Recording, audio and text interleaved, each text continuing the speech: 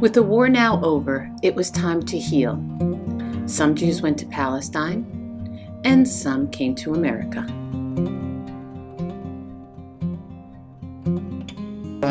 After God knows how long, we finally got it on a ship, and shortly after a couple of days, we hit an iceberg, so our ship wouldn't go anyplace. It was outside of England. They wouldn't let us dock in England because we were refugees. So can you imagine in March, staying in the middle of the ocean for a whole week, everybody was deadly sick. The ship was going this way. They had ropes that you had to hold down because you could go overboard. 3 weeks took us to cross.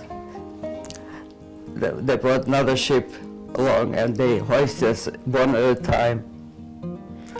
And finally we came to the United States on April 1st, 1947. I had two uncles in the United States and an aunt, she was a half-sister. So Morris and Harry came to see me. Harry said hello and never saw me again. Morris took me to his wife in New Brunswick, New Jersey. She wasn't happy to see me because she was, first of all, she was an old lady. They were never Americanized, you know. They had two kids who were not successful. They were struggling.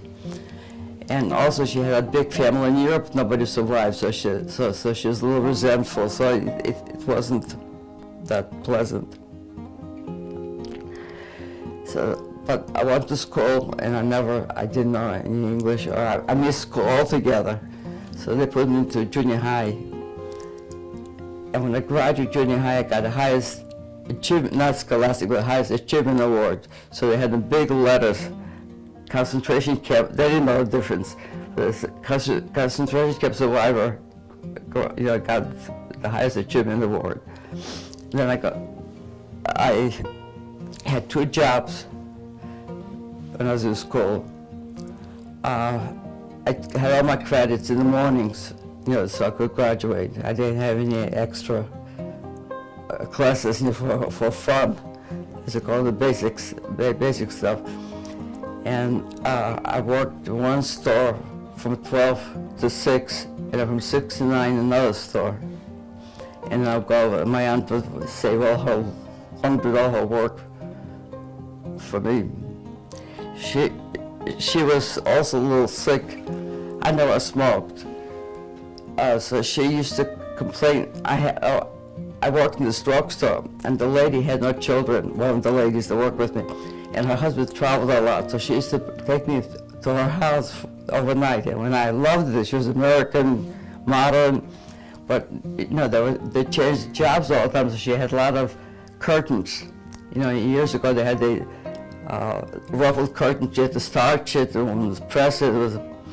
So she gave me a bunch of curtains. So I put in my room and I fixed it up. And my aunt used to take the uncle's ashes and throw them on the, and then she was yelling at me that I did this. I mean, you know, would I do this? So she was miserable. I had a date. I bought a dress for $30 that I put on layaway. It took me 6 months to pay for the dress. And I wanted to put the dress on. My date was coming, and she ruined my jacket. I was crying. What happened? She was short and fat, and she wore a dress with a jacket. So she asked me, I know, how do I like the jacket? I said, no, Tante, the dress is nice, but the jacket. So she was angry. So she just ruined my jacket. Came and measured the only one dress I had.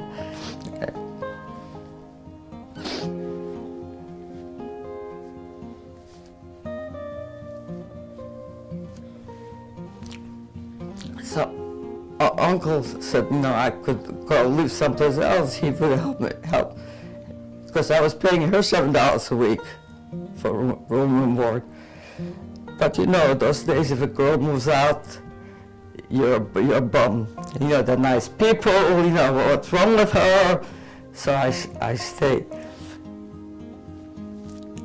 And then when in high school, I was taking merchandising because I used to make displays, no window displays, and I was like nice things. So I was supposed to get a scholarship for Institute of Merchandising because I had a cousin in New York who was manufacturing ladies' coats. So I was supposed to work there, but you know, you're a survivor, you're a greenhorn, you're a survivor, you know, get married, you know. So I had a cousin in New Britain, Connecticut, my mother's nephew, who was quite successful. He was wholesale eggs, and they were young people. So they took me to them, and I really enjoyed it because I could take a shower, I could talk to them, the people. So they started to fix me up for dates.